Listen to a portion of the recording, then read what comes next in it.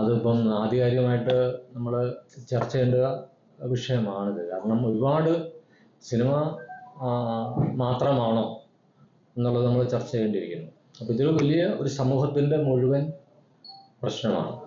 ഒരു സമൂഹത്തിൽ വിദ്യാർത്ഥികൾ അല്ലെങ്കിൽ ചെറിയ പ്രായത്തിലുള്ള കുട്ടികൾ വളരെ ഡിഫറൻ്റായിട്ട് റിയാക്ട് ചെയ്യുന്നു എന്നുള്ളത് നമ്മുടെ സമൂഹത്തിലുള്ള എല്ലാ തുറയിലുള്ളവരും ഒന്നിച്ചിരുന്ന് മാതാപിതാക്കളും അധ്യാപകരും സമൂഹത്തിലുള്ള എല്ലാ രാഷ്ട്രീയക്കാരും എല്ലാവരും ചേർന്ന് ഡിസ്കസ് ചെയ്യേണ്ട, ഡോക്ടേഴ്സൊക്കെ ചേർന്നിരുന്ന് ഡിസ്കസ് ചെയ്യേണ്ട വലിയൊരു ടോപ്പിക്കാണ്.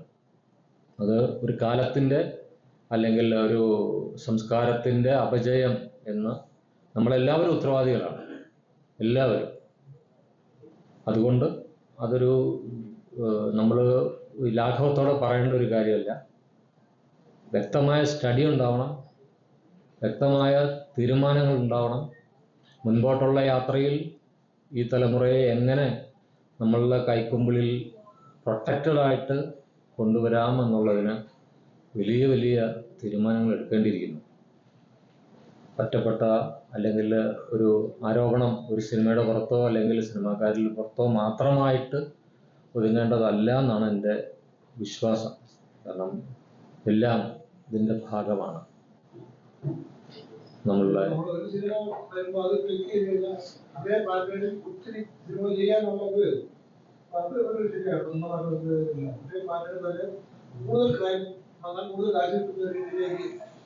ഈ സിനിമ എല്ലാ കാലത്തും അങ്ങനെ തന്നെയായിരുന്നു.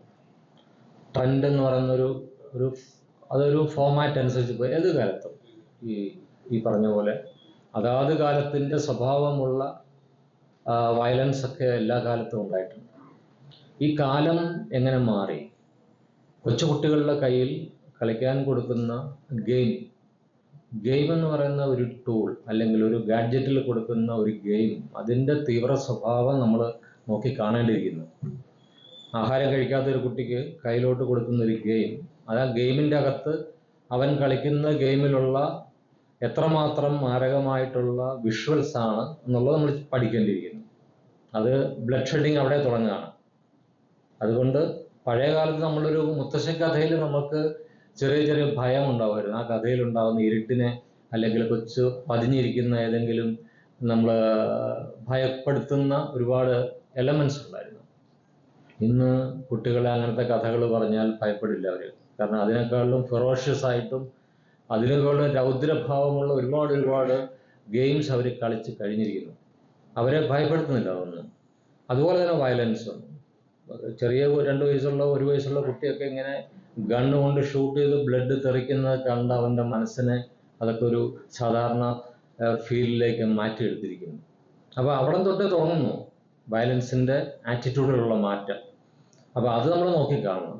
ആ ഒരു കുട്ടി, അതിന് ഞാൻ കാണുന്ന ഏറ്റവും വലിയ ഉത്തരവാദികളും ഇന്നത്തെ നമ്മുടെ മാതാപിതാക്കളാണ് തന്നെ, അവരാണെന്നാണ് ഞാൻ വിശ്വസിക്കുന്നത്. കാരണം ഈ കുട്ടികളെ ആവശ്യത്തിൽ കൂടുതൽ ലാളനയോട് കൂടി വളർത്തുന്നു എന്നുള്ളതാണ് നമ്മൾ ഈ പുതിയ തലമുറയിലുള്ള അല്ലെങ്കിൽ ഇപ്പം ഞാൻ ഉൾപ്പെടുന്ന മാതാപിതാക്കളിൽ ഉണ്ടായിട്ടുള്ള വലിയ മാറ്റം.